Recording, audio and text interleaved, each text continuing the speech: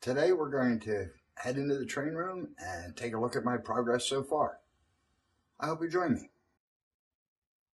Hi, I'm really glad you could join me on this bitterly cold and blustery day. I hope it's nicer where you are.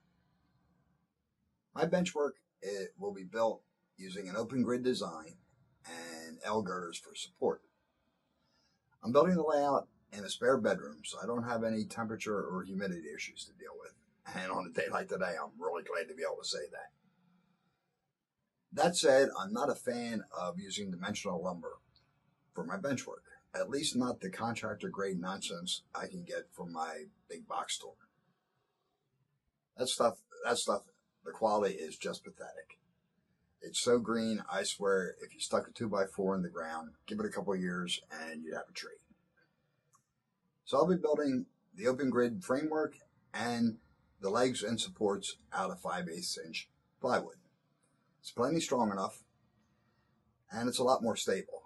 It won't be trying to twist my benchwork into a pretzel.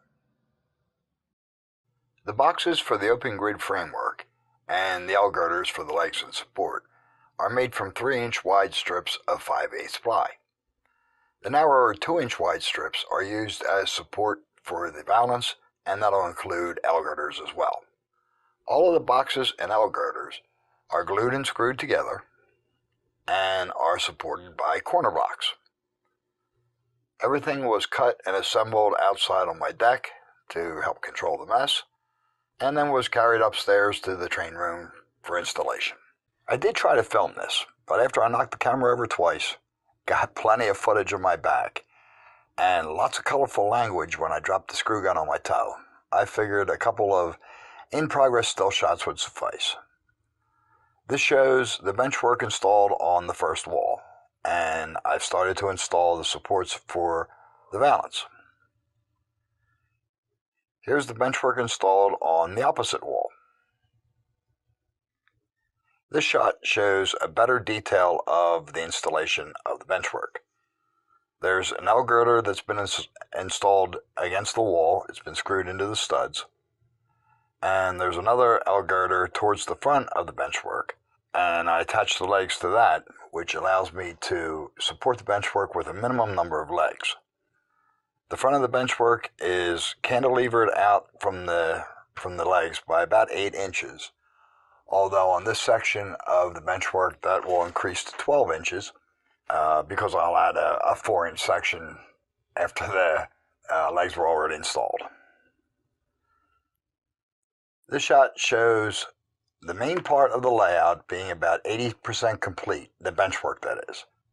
I've filled in Sweetland, the section in front of the window where the Schuylkill River will be, and I completed the mat sunk side. I've also painted the legs and all the supports black. And now we get some footage where I show the progress up to date. I have completed the section of Bridgeport, and the cardboard on top is to allow me to sketch in the sub-roadbed, which I'll use to make templates. You can see here where the bridge is marked that will connect the two sides of the layout, and you'll see a note here about the acid pit.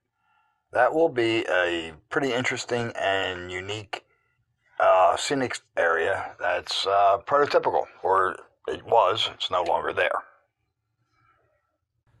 This shows a closer detail of the construction and installation of the valance supports. Before somebody calls me out on it, the support is plumb, the line that I drew isn't. The cardboard that's attached to the front of the valance for now is temporary. I was experimenting with size and position. You'll see 3 sizes here. I have valance that's 7.5 inches tall, 8.5 inches tall, and 10 inches tall. And I ended up deciding to go with the 10-inch valance. The valance will be made out of masonite and painted flat black. Here I sketched in the sub-roadbed for the Philadelphia and Western line. I'm using very old typewriter paper that they used to call onion skin. Once I had that all drawn in, I began cutting out the template that I will use to cut the sub-road bed.